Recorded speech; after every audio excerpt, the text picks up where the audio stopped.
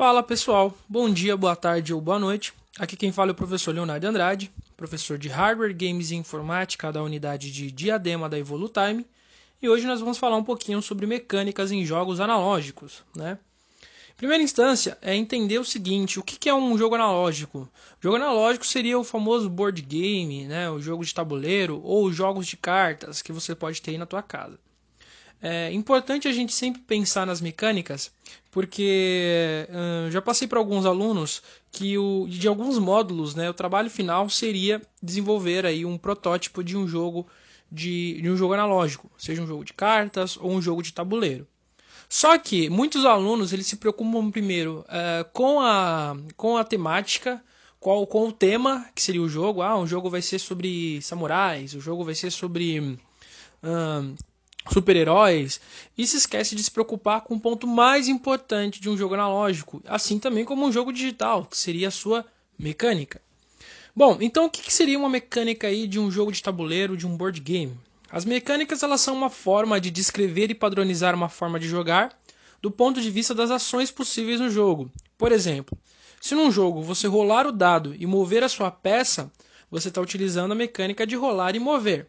Se num jogo você acumula cartas na sua mão para fazer pontos ou jogar combos, você está utilizando a mecânica de gestão de mãos.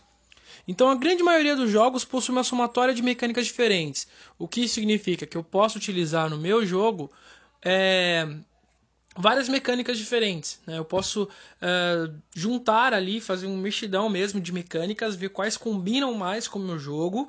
E às vezes você vai jogando, você vai testando sempre a sua ideia de jogo e falando, poxa, talvez está faltando um elemento disso, de uma mecânica de repente de gestão de mãos, ou está faltando ali uma gestão de alocação de trabalhadores, ou um tabuleiro modular, um tabuleiro que pode se modificar, né, no decorrer do jogo. Então isso é muito interessante, beleza? A gente sempre está utilizando. Essas mecânicas também ajudam os jogadores a entender os jogos e descobrir preferências com mais assertividade na hora de você comprar um jogo ou jogar um jogo novo. Você vai procurar provavelmente um jogo que se enquadre naquela mecânica que você já gosta. Por exemplo, eu sei que a maioria de vocês, ou uma grande parte, gosta de jogo shooter, que é aquele jogo de tiro em primeira pessoa, o FPS, né? First Person System. Existem jogadores ou existem pessoas, eu, por exemplo, sou mais fã, né? Eu curto mais jogos de RPG digitalmente falando. Jogos de tabuleiro, eu sou apaixonado. Eu gosto muito de jogos de cartas, gosto muito de jogos competitivos e cooperativos também. O meu favorito são os cooperativos. Mas enfim, quando você um jogador ele compreende essa questão da mecânica, fica mais fácil dele comprar um jogo ou jogar porque ele sabe que provavelmente ele vai ter mais chance de gostar. Então, se me chamarem para jogar um jogo de RPG que tem elementos de RPG, eu sei que provavelmente eu vou gostar, porque eu gosto dessa mecânica. Então, isso ajuda bastante a gente atrair um determinado público, né, um público-alvo. E como é que anda o mercado de board games no mundo e no Brasil? Atualmente, o mercado de jogos analógicos ele conta com uma comunidade muito forte, né? Ela é muito ativa. Então, quando tem um tipo de alguns eventos, a galera participa. Quando tem financiamento coletivo, a galera é muito presente, muito forte. Mas, professor, e na comunidade de jogos digitais, jogos de console, também não é ativa? Não muito, para falar a verdade, tá? Depende muito. Depende muito. Se vocês forem entrar em sites de financiamento coletivo, que a gente vai falar um pouquinho sobre isso logo logo, nessa aula ainda, vocês vão observar que em financiamentos coletivos, os jogos digitais eles têm uma popularidade muito menor do que os jogos analógicos. Os jogos analógicos conseguem se vender muito mais rápido, porque a comunidade ela é muito mais ativa. E as pessoas geralmente que compram, que gostam de board games e gostam de jogos de tabuleiro, porque sendo bem franco com vocês, não são todos que são baratos, alguns são muito caros. Existem jogos de tabuleiros aí que vão de 500 a 700 reais, um jogo de tabuleiro, né? Um jogo só. Então, o público em média, né? O custo ali em média do público-alvo é um público mais com a classe um pouco mais elevada, mas não significa que porque a gente às vezes tem uma classe um pouco mais baixa, que a gente não possa entrar no hobby, muito pelo contrário. Existem jogos de tabuleiros que são muito baratos e às vezes isso pode ser até mesmo um empecilho, né? Um empecilho não, pode ser um gatilho ali para que você comece a tentar desenvolver um jogo de tabuleiro também. Fala, poxa, só tem jogo caro, por que, que eu não tento desenvolver um jogo que seja legal também, que seja bom e que atraia também um público que tem uma classe econômica um pouco mais baixa, né? Já parou para pensar que de repente, se um jogo caro consegue ser financiado, imagina um jogo mais barato que você consegue de repente até atrair um público maior, né? Interessar um público maior. Então aqui no Brasil, cada vez mais empresas têm surgido devido a esse financiamento coletivo, principalmente nesse ramo aí de games analógicos, ok? Quem pode desenvolver um jogo? Quem pode, né? O que determina quem pode desenvolver um jogo? Precisa de algum tipo de diploma, algum tipo de graduação, de certificação para que eu possa começar a desenvolver meus jogos analógicos? Não, eu não preciso, né? A única coisa que eu preciso para desenvolver meu jogo é criatividade, conhecimento de mecânicas. Aqui eu coloquei, até tá errado aqui no slide, gente, tá colocando máquinas, mas não é máquinas não, tá? É mecânicas, foi mal aí. E muita paciência. Paciência porque às vezes você tá na tua cabeça, a ideia do seu jogo é perfeita, é incrível, e aí você coloca ela no papel, você vai testar o jogo e aí dá tudo errado, você fala, nossa, tá ruim. Então, provavelmente você vai fazer o primeiro teste, você vai ver que tá ruim, você vai querer desistir e não pode, né? E isso não só vale para jogos de tabuleiro, mas também para jogos digitais. Isso pode acontecer num jogo digital. Às vezes você está desenvolvendo ali um jogo, principalmente porque dá muito mais trabalho um jogo digital, porque você tem que desenvolver a arte ela tem que ser boa, né? Tem que desenvolver a história, o roteiro, você tem que desenvolver a programação, então dá muito mais trabalho. Num jogo de tabuleiro, não. Você vai desenvolver basicamente as mecânicas, né? Como é que o jogo ele vai funcionar ali. A mecânica seria basicamente como se fosse uma programação. A arte, você não precisa necessariamente fazer a arte. Você poderia contratar um ilustrador. Ou se você gostar de desenhar, você faz. Mas não é tão... Você não precisa se preocupar com a animação, por exemplo. Que seria um outro ponto ainda no jogo digital, né? Mas enfim, então você não pode desanimar, você tem que ter paciência. E qualquer pessoa ela pode desenvolver um jogo analógico, seja um jogo de tabuleiro ou um jogo de cartas. Às vezes o cara, você pode não saber como começar a desenvolvê-lo, mas se você de repente for numa banca de jornal, comprar aqueles pacotinhos que vendem figurinhas, provavelmente vocês já jogaram aqueles cards que vendem em banca, né? Você vai pagar o quê? 50 centavos um pacote, 30 centavos um pacote de cards, que geralmente vem 5 cards.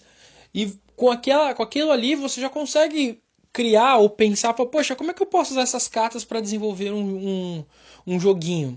Como é que eu posso desenvolver? Pode desenvolver um jogo de tabuleiro, pode desenvolver um jogo de cartas também, usando esse tipo de recurso, né? Existem vários tipos de jogos analógicos hoje. É importante a gente conhecer eles para que a gente possa determinar qual combina mais com a ideia de jogos que a gente tem em mente. É importante deixar claro que você pode criar um jogo de tabuleiro sobre qualquer tema que seja. E existem, gente, de verdade, jogos sobre os mais diversos temas. Tem jogo que, por exemplo, você é um panda, os jogadores são pandas e tem que comer mais bambu num jardim. Tem jogo que você vive ali num mundo pós-apocalíptico, cheio de zumbis, que você tem que sobreviver. Existem jogos onde você é um grupo de médico e você tem que cuidar de um vírus que está se espalhando ao redor do mundo, que é o Pandemic, por exemplo, né, o Pandemia. Existem jogos de terror, existem jogos de aventura, existem jogos onde vocês são espiões, existem jogos de todo tipo, existem jogos de até mesmo desenvolvimento de currículo, para vocês terem ideia, tá? Então, assim, tem jogo para tudo que vocês imaginarem. Só tem que lembrar que a mecânica ela tem que combinar com o tema do jogo, não fugir, porque isso a gente chama de flavor, né? Ou seja, dá mais sabor no jogo. O jogo fica mais gostoso de se jogar, porque o jogador ele se sente ali fazendo parte mesmo daquele momento ali do jogo, né? Ele fica preso ali, beleza? Vamos conhecer então alguns tipos de board games? Bom, a gente tem em primeira instância o jogo de tabuleiro mesmo, que é o board game mesmo, né? Eles possuem, é o que mais possui mecânicas, são jogos de tabuleiro mesmo, não jogo de carta, mas jogo de tabuleiro. Existem desde o Ludo, aquele joguinho básico, né? O Ludo, que provavelmente todo mundo já jogou, tem Banco Imobiliário, que é jogo de tabuleiro, War, que são os mais comuns, né? Todo mundo deve conhecer. Jogo da Vida. Esses são jogos mais comuns, digamos assim, os mais conhecidos. Porém, existem jogos de piratas, vikings, deuses gregos. Existem jogos de tudo quanto é coisa, tá? O importante é que o jogo também tem essa ideia de que a mecânica ela tem que casar com o tema, ok? Porque isso torna o jogo mais atrativo. Então aqui eu tenho algumas fotos de alguns board games, né? Eu só coloquei 2 por enquanto.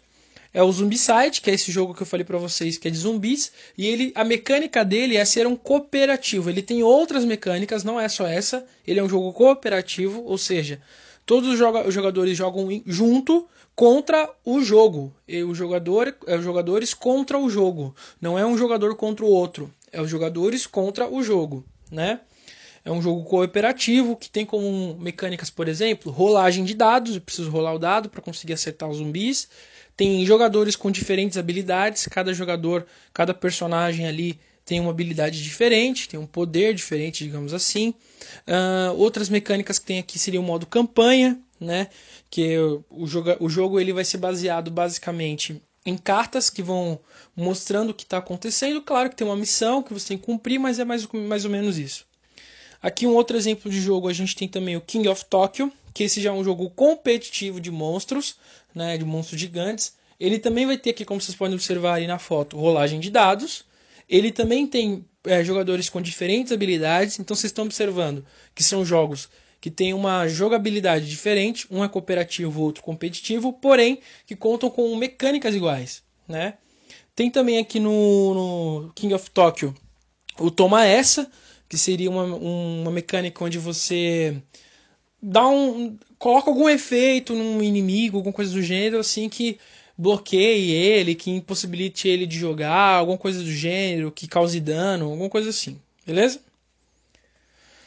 Aqui estão algumas das mecânicas mais comuns aí, existem muitas e muitas outras mecânicas para board game. O que eu coloquei aqui foi a alocação de trabalhadores, que é mais comum em tipos de jogos de board game que a gente chama de Eurogames, que são jogos muito densos, muito que levam horas para se terminar.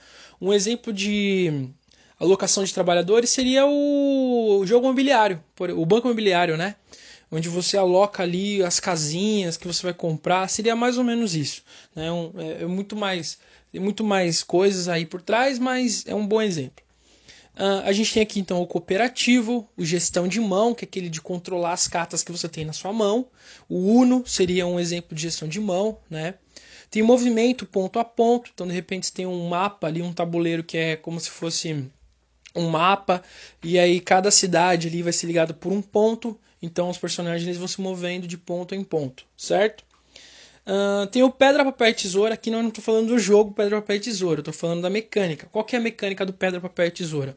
É que uma coisa ganha da outra, sabe? Então, por exemplo, a pedra ganha do papel, o papel ele perde para a tesoura perde a tesoura perde para pedra, então fica nesse círculo.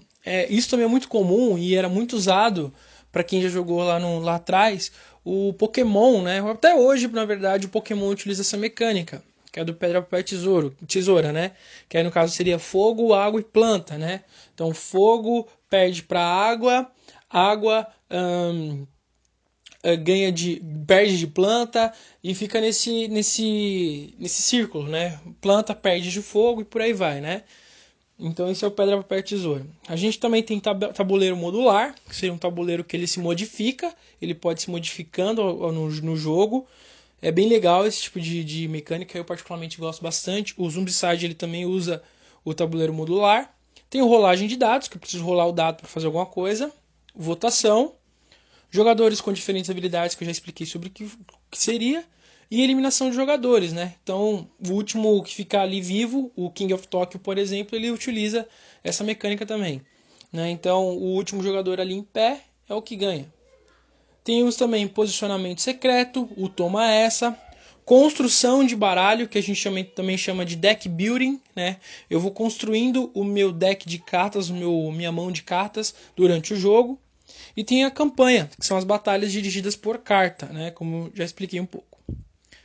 Bom, outro modelo aí de jogo analógico, muito importante, muito popular, são os card games, por serem mais em conta, mais baratos, né?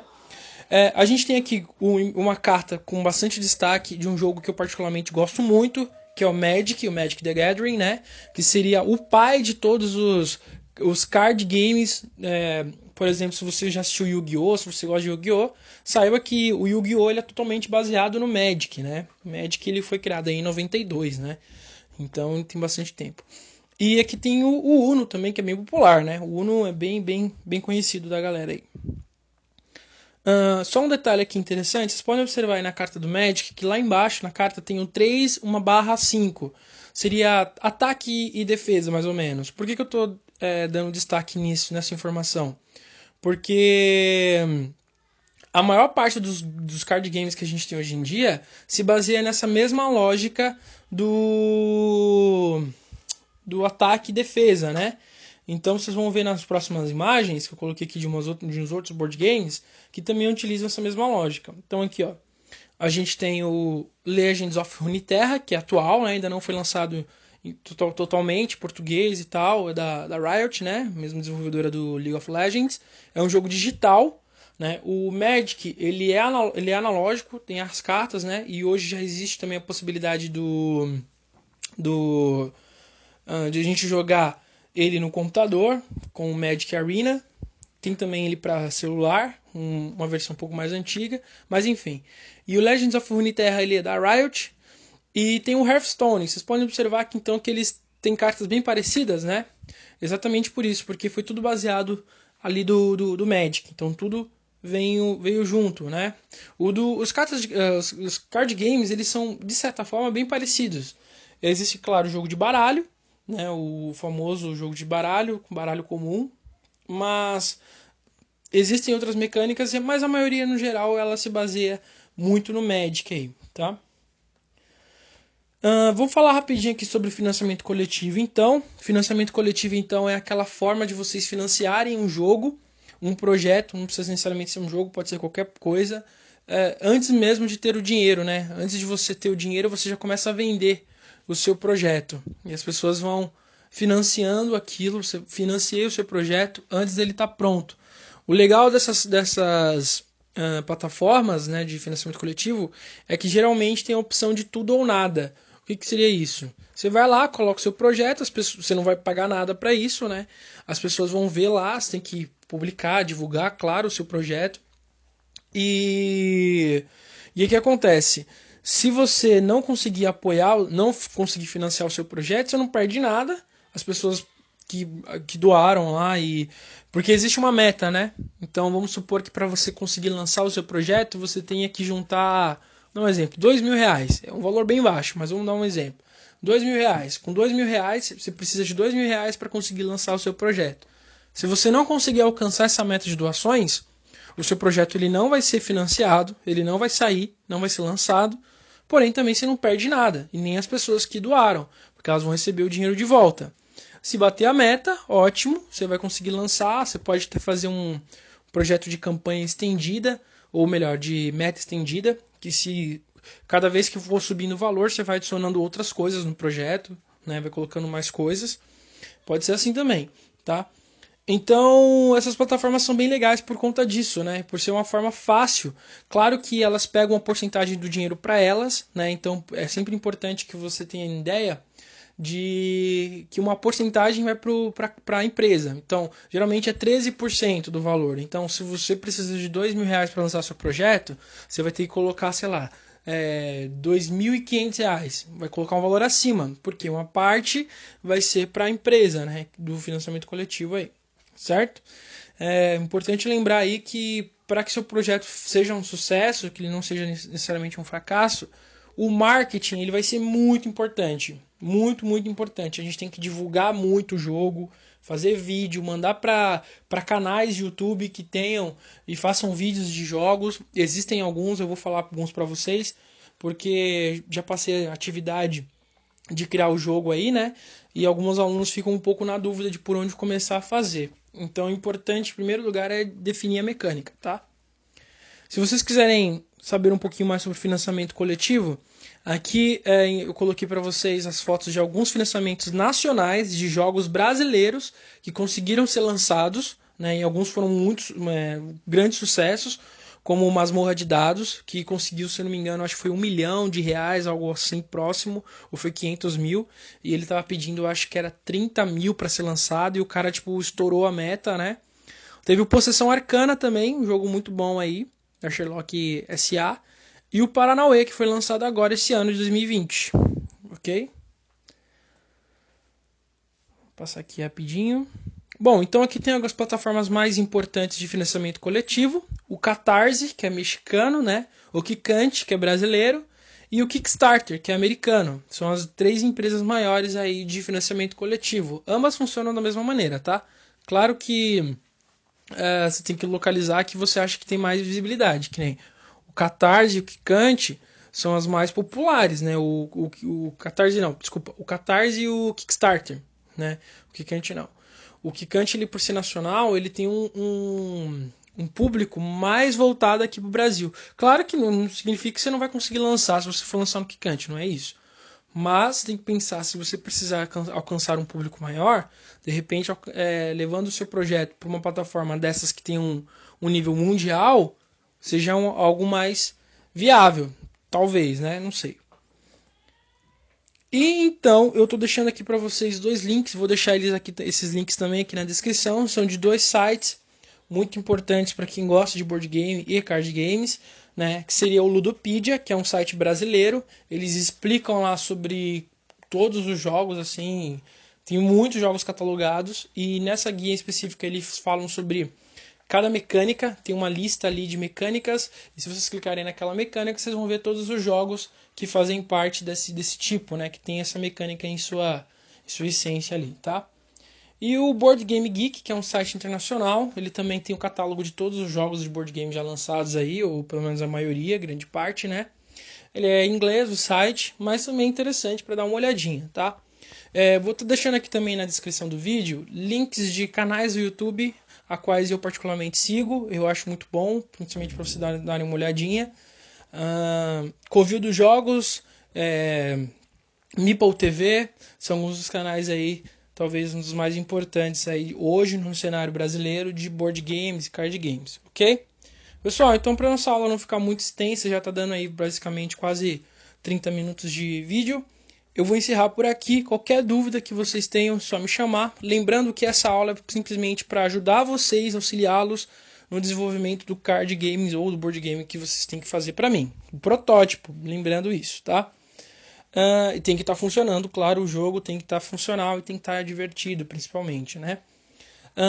Hoje eu não vou passar necessariamente uma atividade para vocês. O que eu quero que vocês façam é, depois de assistir esse vídeo, ao término de assistir o vídeo, depois de ter assistido essa videoaula inteira, eu quero que vocês deem um ok lá no grupo. É muito importante que deem um ok lá no grupo para que eu possa lançar a presença de vocês, para que eu possa entender que vocês assistiram essa videoaula, de que vocês estão cientes desse método, né, dessa forma de destacar a presença. Então, ó, depois de terminar de assistir o vídeo, vai lá e envia para mim, por favor, o ok? Então, beleza, galera. A gente se vê por aqui. Muito em breve aí, acredito que a gente vai estar de volta já na escola. Espero, né, para que a gente possa dar continuidade nos nossos trabalhos. Um abraço para todo mundo. Se cuidem e fiquem em casa, beleza? Tchau, tchau. Um abraço.